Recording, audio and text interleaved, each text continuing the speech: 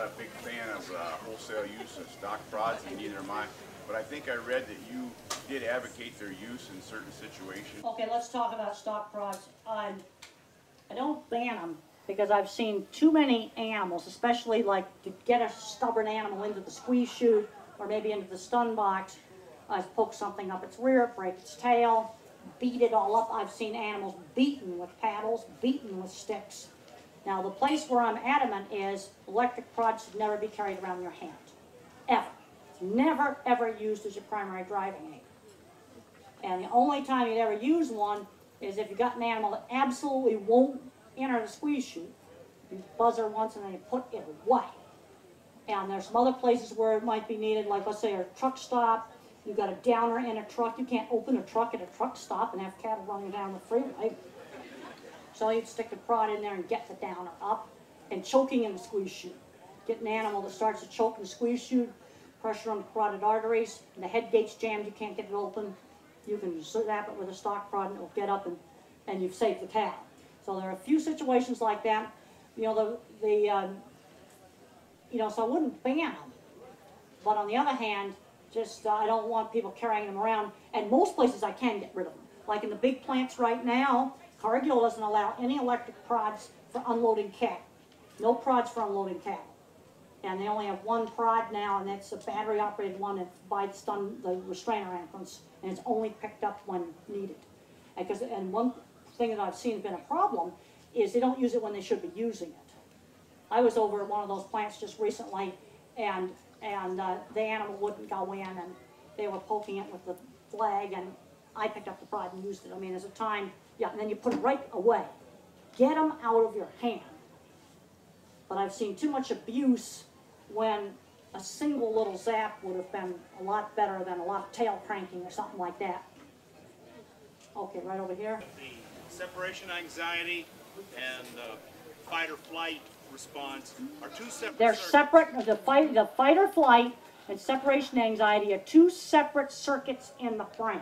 Now in humans, same thing. Fight or flight is the amygdala. Is there a similar kind of thing happening with large animals? Oh yes, the emotional systems of fear, separation anxiety, rage, and seeking, they're exactly the same in all mammals.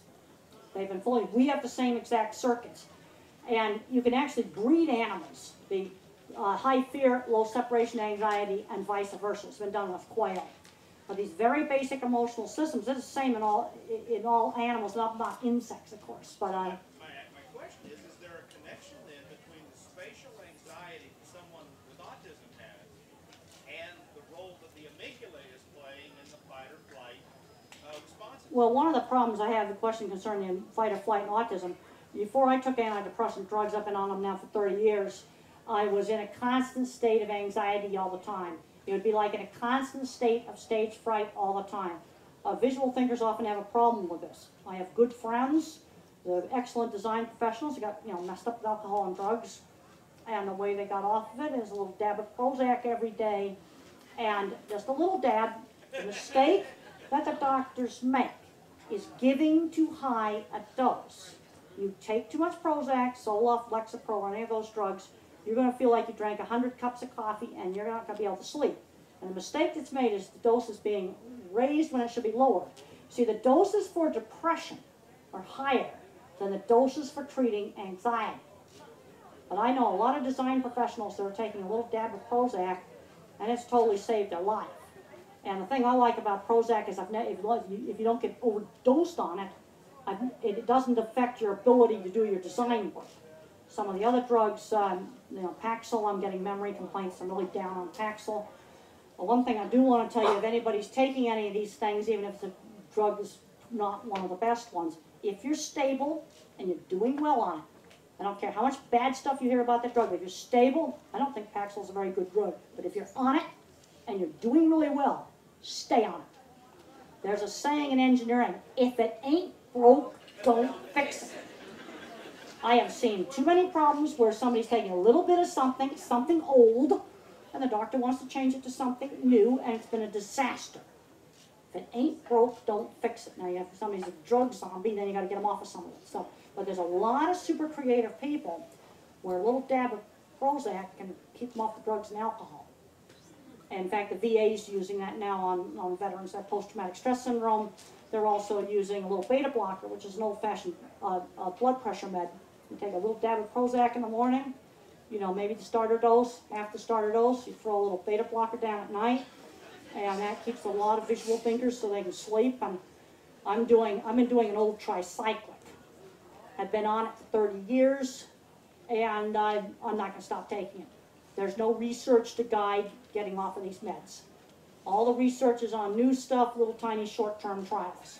I keep up on all the research. And if you're, especially with antidepressants and anxiety, if you've been on an antidepressant for a long time, you're doing great, just keep taking it if you're doing great. You know, why risk messing yourself up? Now, if it's giving you side effects you don't like, then you need to find something else. And I'll be talking more about that in the autism talk.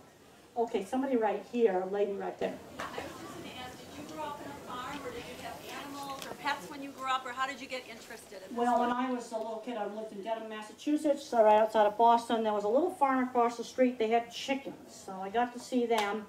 And then when I got to be 14, I went to boarding school, and they had dairy cows. We had a 12-cow dairy. We had registered shorthorns. Wow. And we milked them with the old surge milker with the belt that goes around the middle. And we had the old-fashioned milk cans that we put into the cooler. And rode horses. We had some sheep there.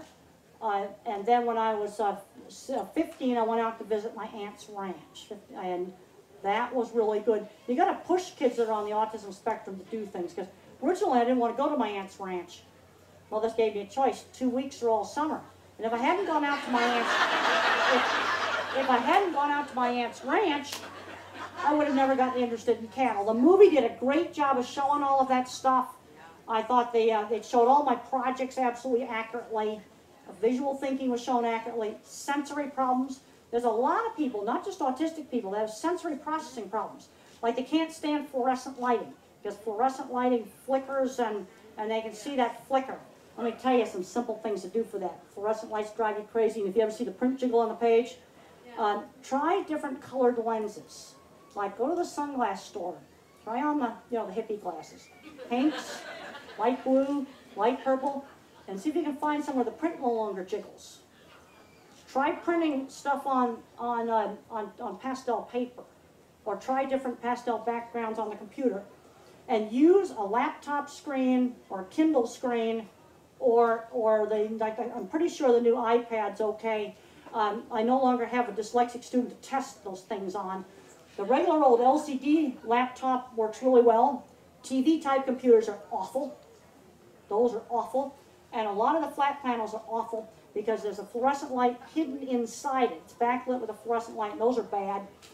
And I had a dyslexic student, and we did the colored lenses. In fact, she actually got the Erlen colored lenses where you could find just the perfect color. And here's the screening test if you might have something wrong with the visual system that's not in the eye. It's back in here. You hate driving at night. You sometimes see the print jiggle on the page. You hate fluorescent lights. And you're scared of escalators because you can't tell how to get on and off.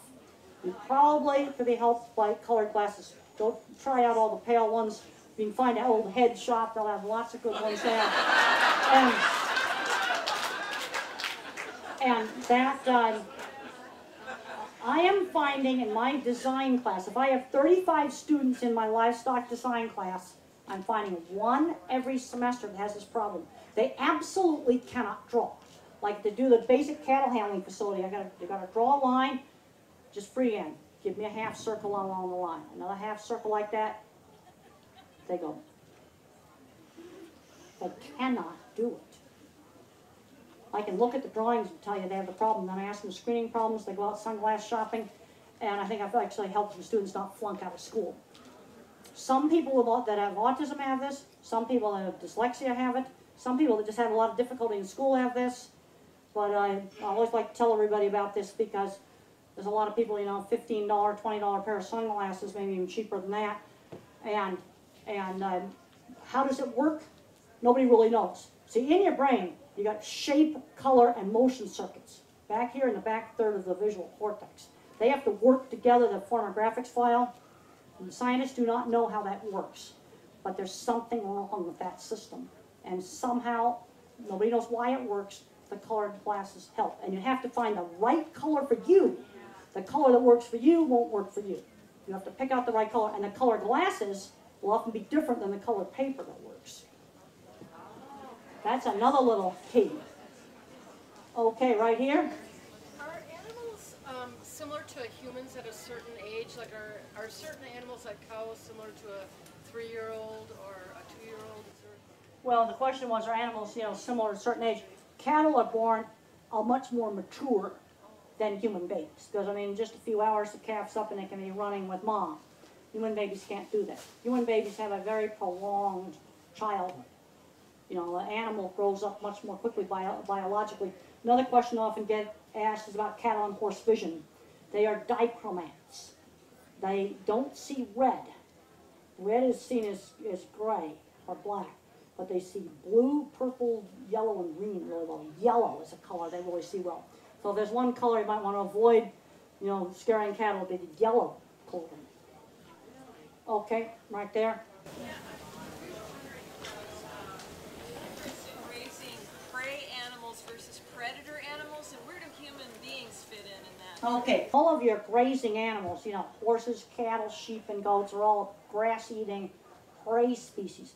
Prey species animals tend to have higher fear.